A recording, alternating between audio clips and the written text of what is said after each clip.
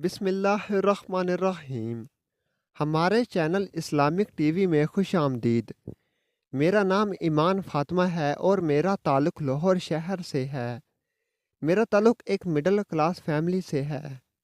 ہم نے بہت تنگ حالات میں دیکھے ہیں اور الحمدللہ اب بہت اچھے حالات ہیں، لیکن ہمیشہ اللہ تعالیٰ کا شکر ادا کیا ہے اور صبر کیا ہے، اور صبر کرنے والے کا پھل ہمیشہ اللہ تعالیٰ میٹھا دیتا ہے۔ مجھے میرے والدین نے بہت تنگ حالات میں بہت زیادہ اچھا اور اعلیٰ تعلیم دی، اور میں نے محنت بھی بہت زیادہ کی۔ میں ہمیشہ کلاس میں پوزیشن لیتی تھی۔ میرے والدین ہی نہیں، میرے ٹیچرز بھی مجھ پر فخر کرتے تھے۔ محلے میں ہر کوئی میری مثالیں دیا کرتا تھا، لیکن پھر بھی اللہ کا کرنا ایسا ہوا، ہماری خوشیوں بھری زندگی کو کسی کی نظر لگ گئی۔ میرے پیارے ابو جان، جو ہمارا سب کچھ تھے، ہمارے گھر کا سربراہ، ہمیں کما کر کھلانے والے اور ہمارے گھر کے محافظ، میرے پیارے ابا جان کو اچانک ہارٹ اٹیک ہو گیا۔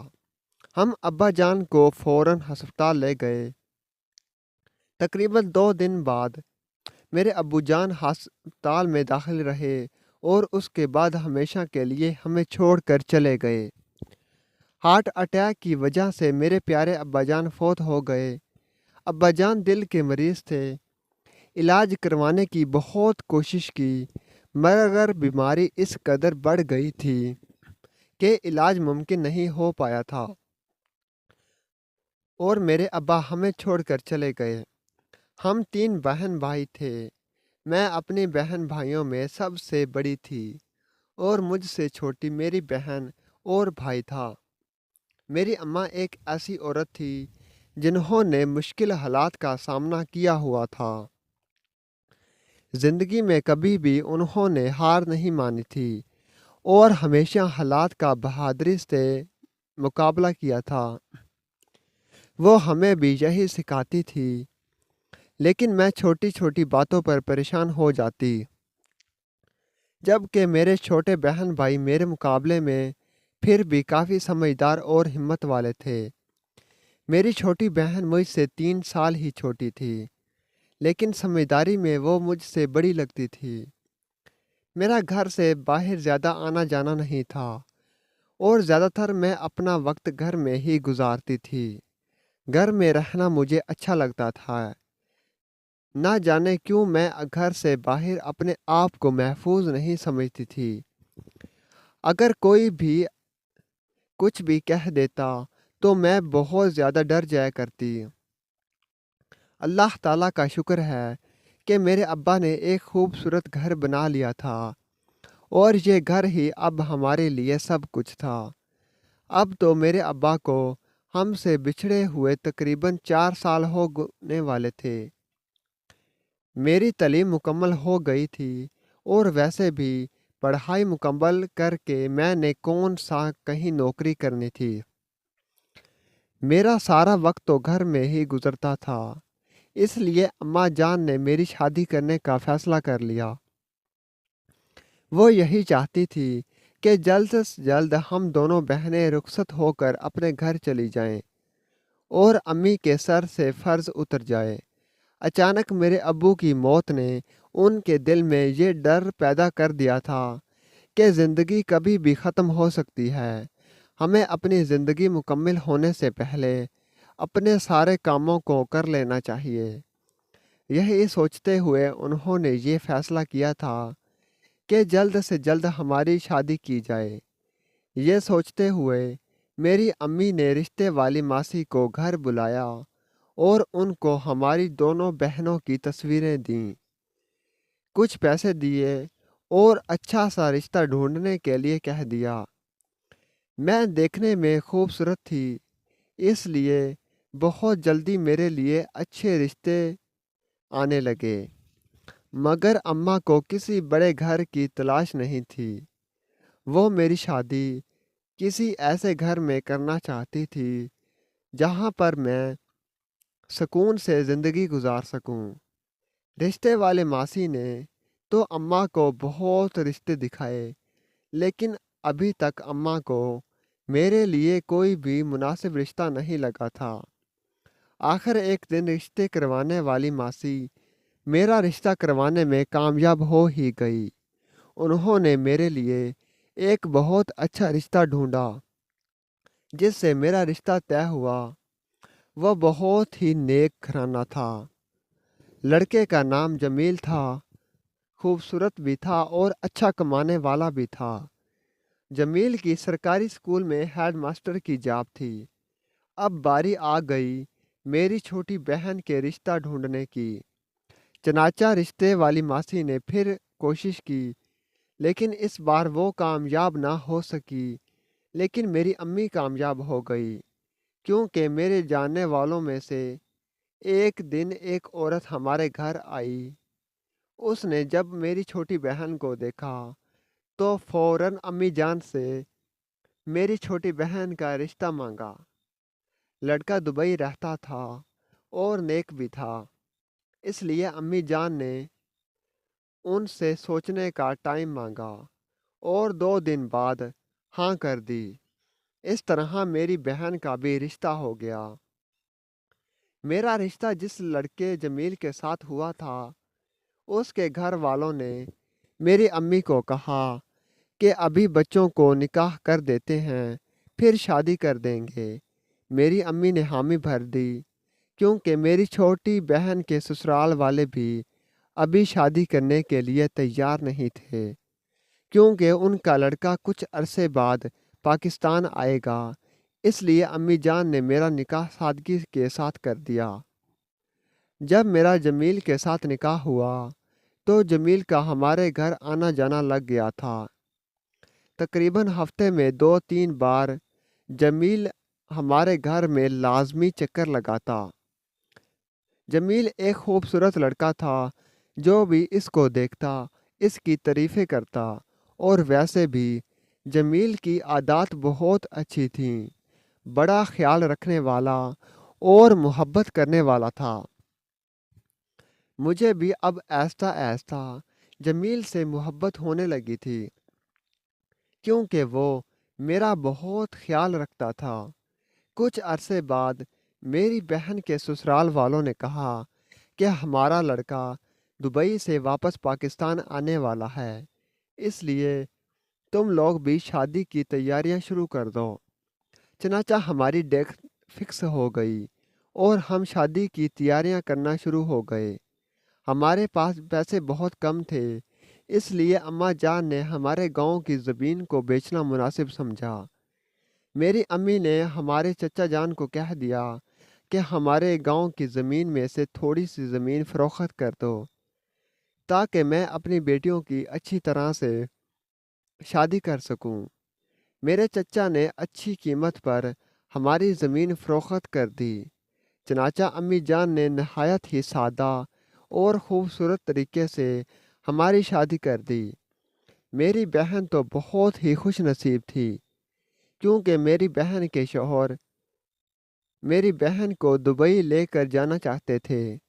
چنانچہ میری بہن کے کاغذات تیار ہونے لگے اور ویزا لگوا دیا گیا۔ میری بہن دبئی چلی گئی اور وہاں جا کر اس نے میری بہن کو اپنے پاس بلا لیا۔ میرے شوہر جمیل بھی مجھ سے بہت محبت کرنے والے تھے۔ انہوں نے تقریباً دنیا کی ہر خوشی میرے قدموں میں رکھنے کی ہر ممکن کوشش کی۔ شادی کے کچھ دن تو ہمارے بہت ہی زیادہ اچھے گزرے، لیکن پھر جمیل کی طبیعت میں سختی آنا شروع ہو گئی۔ پہلے تو وہ مجھے گھمانے پھرانے بھی لے جاتے، رات کا کھانا بھی ہم کبھی کبھی باہر کھانے جاتے، لیکن پھر آہستہ آہستہ ان کی محبت کم ہونے لگی۔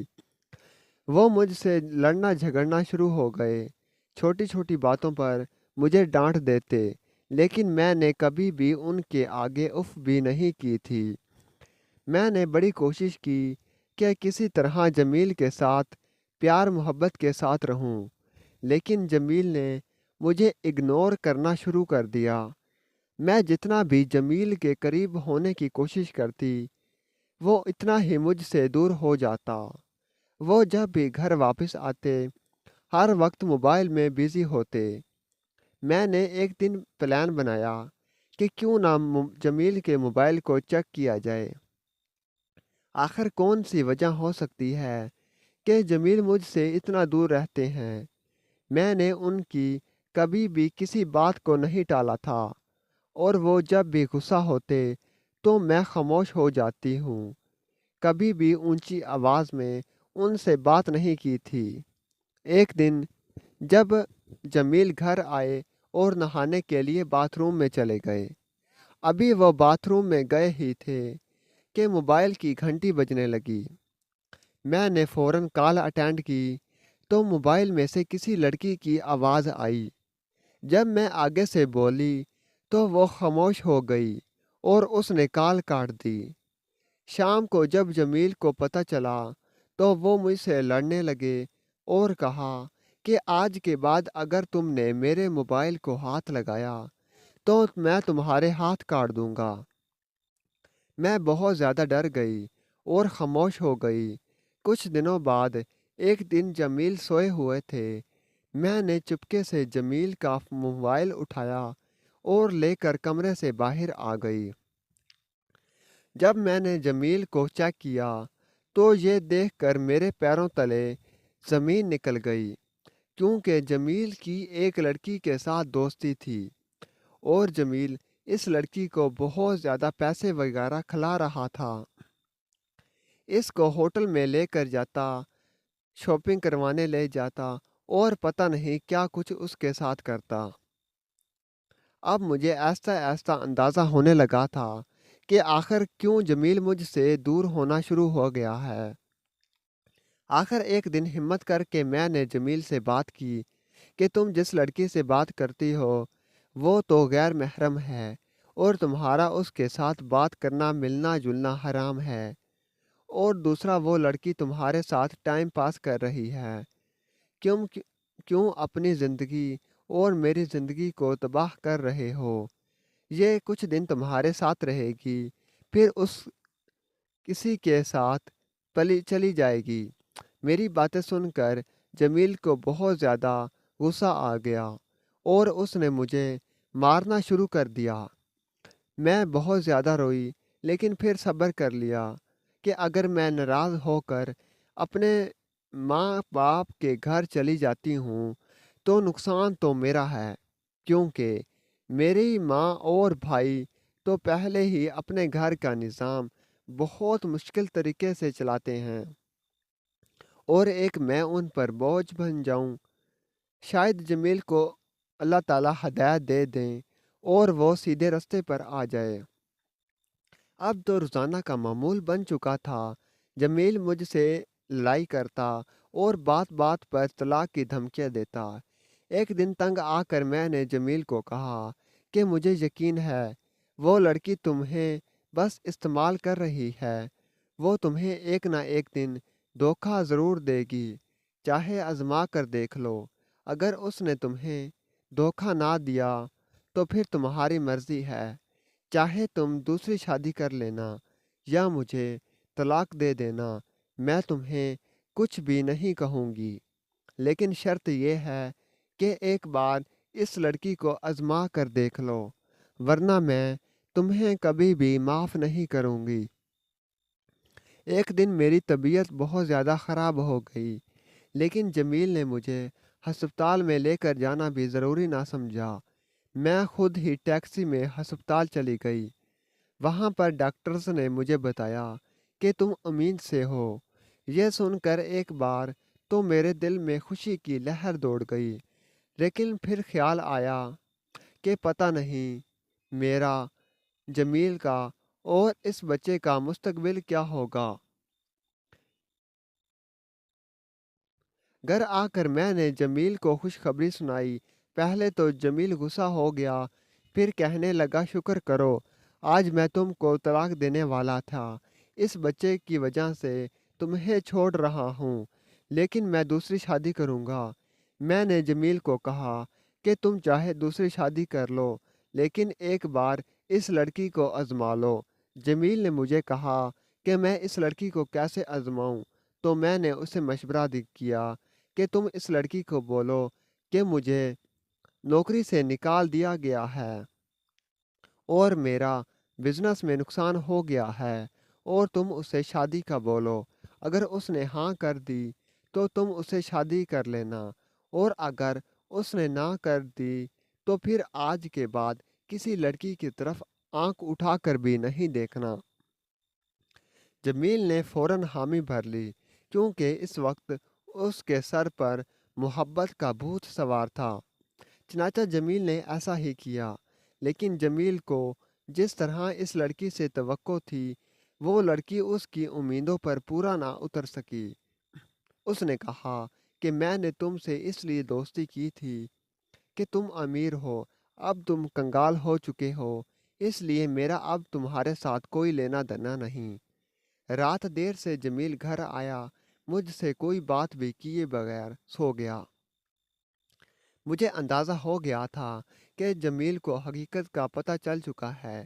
اگلی صبح وہ ناشتہ کیے بغیر چلا گیا اور تقریباً رات کے 9 بجے گھر واپس آیا۔ جمیل نے مجھے اپنے پاس بلایا، مجھے اس لڑکی کے بارے میں سارا واقعہ سنایا اور مجھ سے معافی مانگی، اور کہا کہ میں آج کے بعد کسی بھی لڑکی کی طرف آنکھ اٹھا کر بھی نہیں دیکھوں گا۔ میں نے اسے معاف کر دیا، اور الحمدللہ ہماری زندگی بہت اچھی جا رہی ہے۔ جمیل میرا بہت خیال رکھتے ہیں۔ میں نے دوسری لڑکیوں کی طرح جذبات میں آ کر کوئی غلط قدم نہیں اٹھایا، بلکہ اللہ تعالیٰ سے مدد مانگی اور حاضر دماغی سے فیصلہ کیا ہے، اور اپنے شوہر کو سمجھایا، اور آج میری عقل مندی کی وجہ سے میرا گھر بھی بچ گیا اور میں ایک ہنسی خوشی زندگی بسر کر رہی ہوں۔ اگر میں اس وقت کوئی غلط فیصلہ کر دیتی تو آج میں اپنی ماں باپ اور بھائی پر بوجھ ہوتی، اور طلاق کا داغ بھی میرے سر پر لگ جاتا۔ میری تمام شادی شدہ عورتوں کو نصیحت ہے کہ اگر حالات گھر کے کتنے بھی مشکل ہی کیوں نہ ہوں، آپ نے ہمیشہ ہمت سے کام لینا ہے اور غصے کو اپنے اوپر نہیں آنے دینا، ورنہ مرد کو تو کوئی اور عورت بھی مل سکتی ہے اور تمہارے لیے ہی بڑا مسئلہ بنتا ہے، اور دوسرا مرد کیسا ہوگا یہ کوئی نہیں جانتا۔ ویڈیو اچھی لگی تو چینل کو لائک کریں، سبسکرائب کریں، شیئر کریں، گھنٹی کے نشان پر کلک کرنا مت بھولیں تاکہ ہماری ہر ویڈیو آپ کے پاس بآسانی پہنچ سکے اور ہماری حوصلہ افزائی ہو سکے۔ شکریہ۔